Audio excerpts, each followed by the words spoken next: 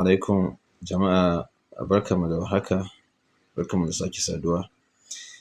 Idan har ka san kana kiwon kaji kuma kana amfani da magani da ka siyo kake zubawa anyhow, so ya kamata ka kalli wannan bidiyon, zai taimaka maka wurin inda za ka rinƙa measurement na shi man da ya kamata, wannan maganin da ya kamata ka sa, adadin da ya kamata.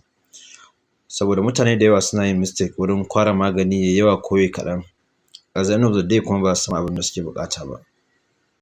Jama'a assalamu alaikum. So kamar yadda kuke gani wannan magani ne na Vitamin Plus wanda I think is 100 gram ne kamar yadda kuke gani.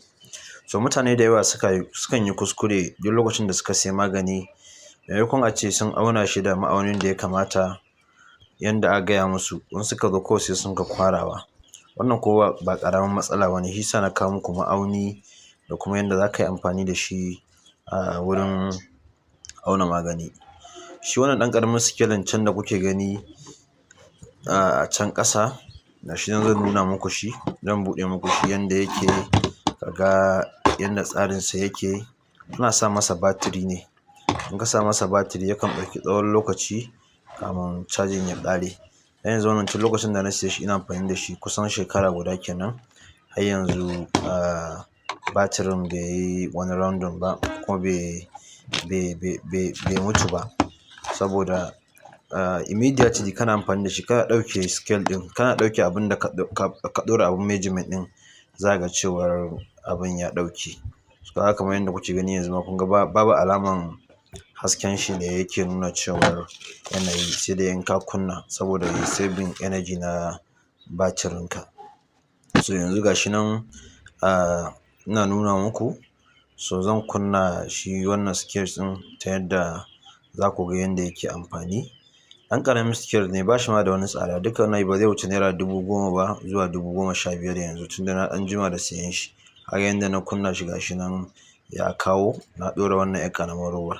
Kamar yadda kuke gani kun ga wannan robar tana nuna 3.4 gram ne. Sannan za ka iya danna wannan button ɗin, in ka danna shi to zai dawo da, ko da ka ɗora wani abu zai dawo zero, zai zamanto ba komai. So abin da ka ɗora shi ne zai baka abin da kake buƙata exactly.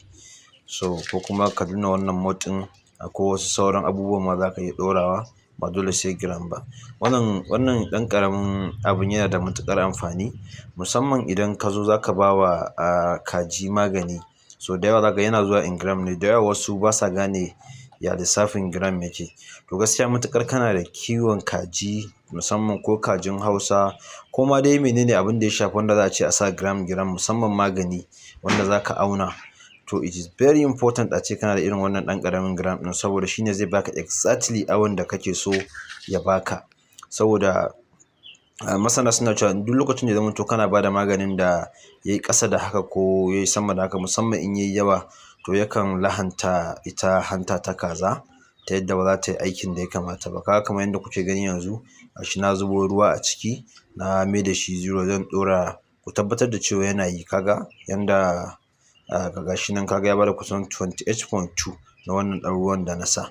Ita kanta wannan roban in dai kana ba da magani musamman liquid, is very important a ce kana da irin ta, saboda tana nuna adadi na mil. Ka san akwai maganin da ake bayarwa na ruwa